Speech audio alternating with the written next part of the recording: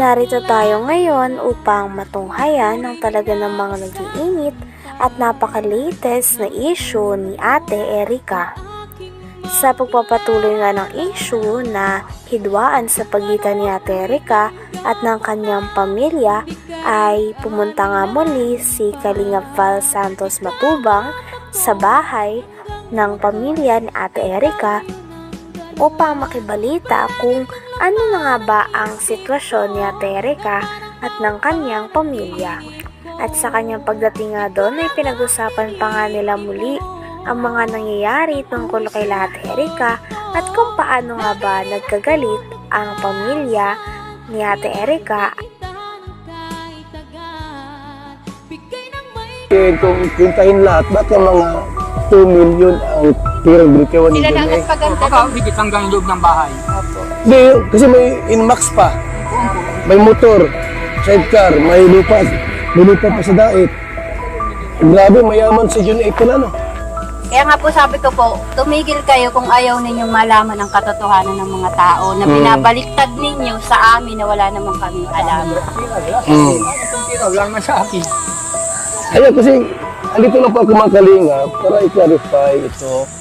Ayoko naman po na parang daldal ko tapos yung pala tama si Iñaki Torres, yan o. Hindi namin yung kilala. Eh, Lolo Mix, ano kaya yung topic natin dito? Diba, pera at ikaw ang may hawak yung pera, hindi si May.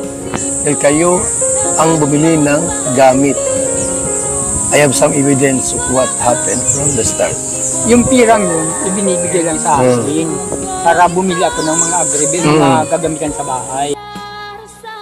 Grabe at talagang nasabi nga ni Kalingap Val Santos Matubang na napakayaman na sponsor ni Sir Jun A sapagkat siya ang nagpabahay kay Ate Erica pati na rin sa kanyang kapatid na si Sheila May na ngayon ay tinitiran na nga nilang dalawa. Bukod doon ay binigyan din ni Sir Jun A ng Nmax na motor si Ate Erica at ang kanyang ate. At susunod naman nun ay sinusustentahan doon sila at binigyan pa ng pangkabuhayan na tricycle. Kaya naman makikita nga natin na talagang lubos-lubos talagang tumulong si Sir Jun A. At dahil dito, nasabi naman ng tita ni Ate Erica na marami daw talagang hindi alam ang mga tao. Mag-asawa sa dai, Doon na sila natutulog. doon sila natulog. Pag makain sila at hindi gusto ng ulam dito, doon sila nakain sa dai. Sino? Yung sila? Asawa, Sila May. sila yung tatlo. Buhay Reyna. Uy, rin na nangyayari. Ano? Talaga. At uuwi dito, ni isang mansanas, hindi man lang bigyan yung apo. Grabe naman. Ayun.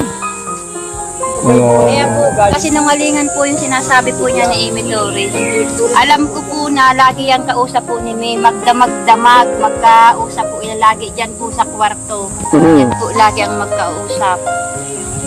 Saka si Sheila May. Umpisa pa po nung hindi pa po lumilitaw si Sir John A, magkausap na po yan. Hanggang dumating si Sir John A, sila na po lagi ang magkausap hanggang ngayon. Sila po ang laging magkausap. Nasa likod po si Sheila May kay Amy Torres, siya po yung nagbibigay yata po ng update. Okay. Kaya kumakalat po. Bibigyan ng mga kalita para kumalat sa kanila. Parang tinatakot pa kayo, ah. Ayon nga sa mga nangyayari, ay nasabi nga ni Kalingap Val Santos Matubang na aanhin daw natin ng pera kung hindi naman tayo magkaayos kasama ang ating pamilya. Lalo na ang mga tao na talaga namang nagmalasakit sa atin sa mga panahon na walang-wala tayo at nagpalaki at nag-aruga din sa atin simula bata tayo. Lalong-lalo na din ang mga tao na nagpaaral sa atin at hatid sundo tayo sa eskwelahan nung bata pa tayo. Kaya naman sa mga nangyayari ay talagang nakakalungkot na parang inabando o hindi na inaalala ni Ate Erica at ng kanyang ate ang kanyang lolo at lola pati na rin ang kanilang kapamilya dahil hindi na nila ito binibisita at nagiba na nga daw ang ugali nila base sa kanilang lolo. Sinasabi nila. inaano ako.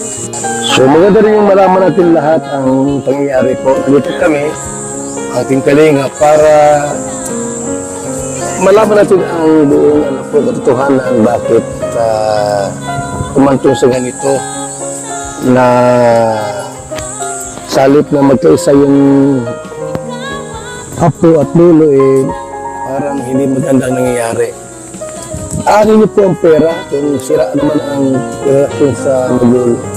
Ito po ang pinakamayaman sa buong mundo. Kung sira naman ang relasyon, wala din silbi po yun. Ang mahalaga po yung magandang samahan. So, yung mga sinabi pa lang hindi totoo pala. Naghahambog lang. Sinungaling. Saging yung imituris niya, butog yun. Si Torres, Torres. Si Torres. Sisilam yung gapa nun.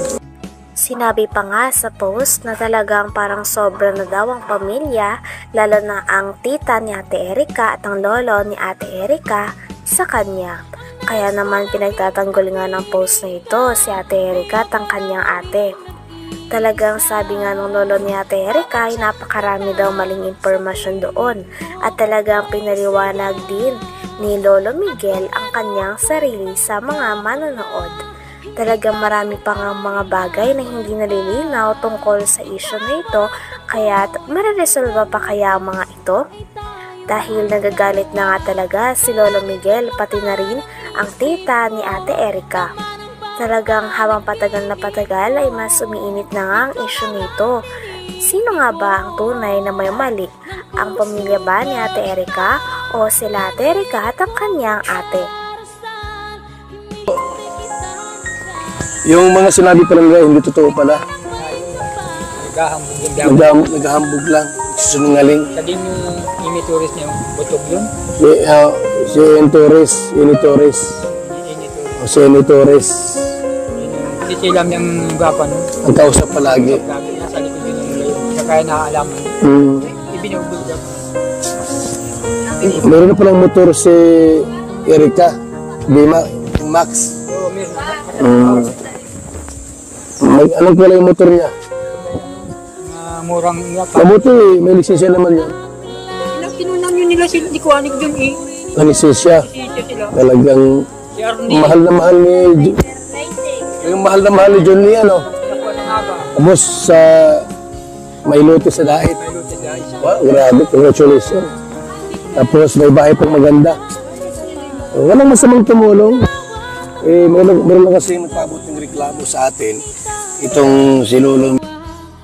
Pinag-usapan din nila na talaga namang napakalaki daw ng bahay na natanggap ni Ate Erika at ng kanyang ate na si Sheila May galing kay Sir June A.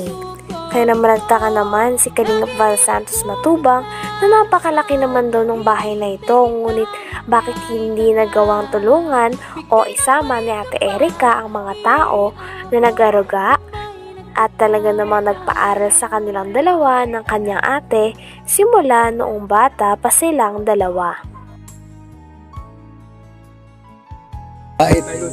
Wow, grabe, congratulations. Tapos may bahay pang maganda. Walang masamang tumulong.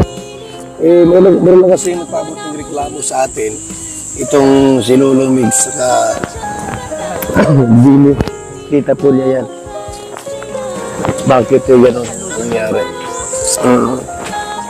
May ilang square meter yun. Awan ko po. Hindi man po ba nagkakamalot. Basta alaman ko lang na talagang So yung bahay dito, malaki din. Malaki din. yung ang bukalan ay 22 yata. Ang haba 20 por 22. Ano yun? Second floor? Yung kalahati. Ako ang nagbukan nun. Dahil ko bakilid yung lukuan. Kalahati ang second floor. Dahil ko itong kalahati. Ayan po. Nabuhusan ko. Ayan o. So, Torres, let the dogs bark. The lion is still king. Is still the king. Gutom na ang mga asong ligaw at batuga. Hanggang dito na lamang muna ang ating napakainit, nagtitrending at talaga namang mas nakakaintriga na issue ni Ate Erika. Maraming salamat sa inyong panonood. Hanggang sa muli. Bye!